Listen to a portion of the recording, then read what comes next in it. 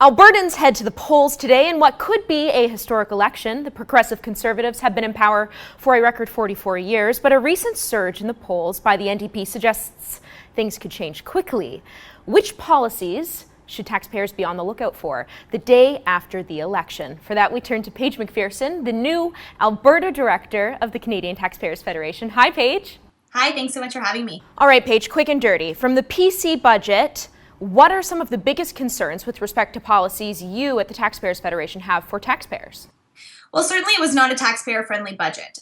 We saw that there was either the hiking or the introduction of 59 new taxes and fees in the province, and that's a really big deal. So everything from buying alcohol, at the store here, which is relatively easy here in Alberta compared to other provinces, but did get more expensive. Filling up your tank, death certificates, marriage certificates, all of those things went up, and those are concerning from the budget perspective for sure.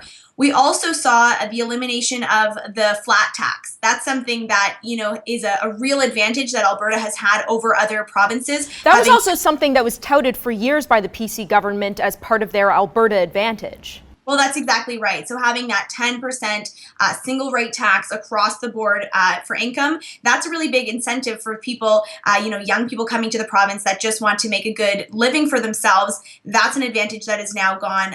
We saw that there are some higher taxes in higher brackets now in Alberta, like we see in other provinces. The other thing, and this is probably, from my perspective, probably the most concerning thing, is the reintroduction of the health premium tax. This is something that was in existence in Alberta and then was taken away, and now we see it reintroduced in the PC budget.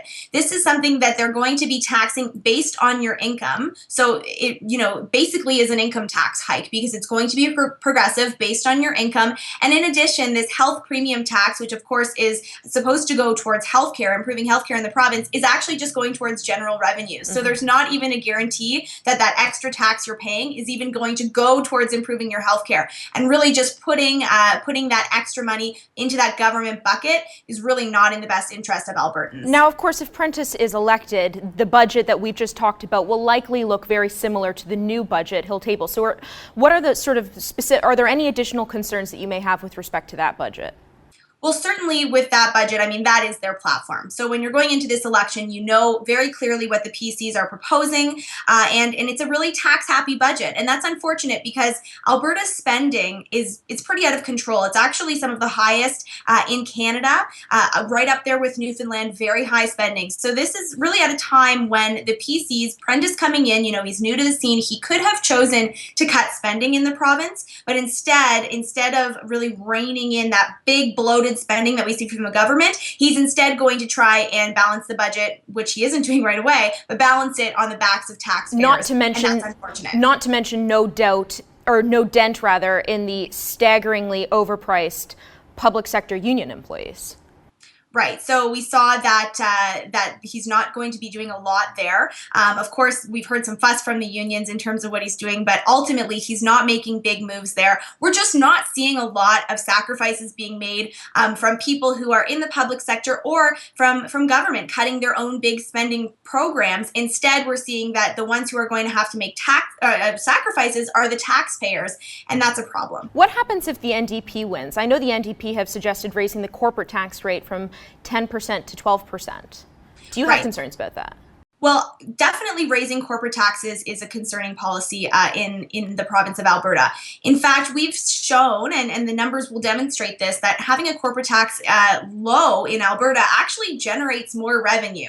And of course, having a low corporate tax, what that says to businesses and people who might want to come here and start business is, hey, the doors are open, please come in and start your new lives and your new businesses here in Alberta. And then, of course, that creates jobs. So I'll give you some numbers. In 2000, Alberta had a 15.5% corporate tax rate, and they collected about $484 a person. That was in 2014 dollars, so adjusted. Today, Alberta has a 5.5% lower corporate tax rate of 10%, but we're collecting almost 3 times as much money, almost $1,400 from each Albertan. So actually, with the lower corporate tax rate, what we've seen is that it leads to economic growth, which then leads to more revenue for those programs, which people are saying are important. And And that's a really important distinction to make, because the people who are saying, yeah, those fat cats need to pay their fair share, well, they need to think very seriously if what they really want is more revenue in the province, which is what they'll say. Well, then what we've shown is that a lower corporate tax rate actually brings in that economic benefit, and that in turn creates more revenue in the province. We've never seen an NDP budget in the province because, of course, they've never governed. But it sounds to me, based on some of the policies that they've suggested, it won't look all that dissimilar from the PC budget. Is that correct? Well, the platforms are not very different, but we have to make sure that going into whatever this new government is going to look like, whatever their new mandate is going to be, we have to just keep an eye on them, because, a platform is a platform, but we know from history across the world, politicians obviously don't always keep their promises. Mm-hmm. So that's why obviously groups like the Canadian Taxpayers Federation are always keeping an eye on politicians to ensure that they do indeed keep their promises, and also to always have top of mind that, when they're expensing things, for their office or the parties that they're having, from something as small as that to when they're creating these big, massive programs that involve a lot of taxpayer money, they need to keep in mind that it's not government that's paying for this. It's taxpayers that are paying for this. And this has been the Alberta advantage for a long time. We've had a pretty, relative to the rest of the country, a low tax environment. We've attracted business and we've attracted people to our province for that reason.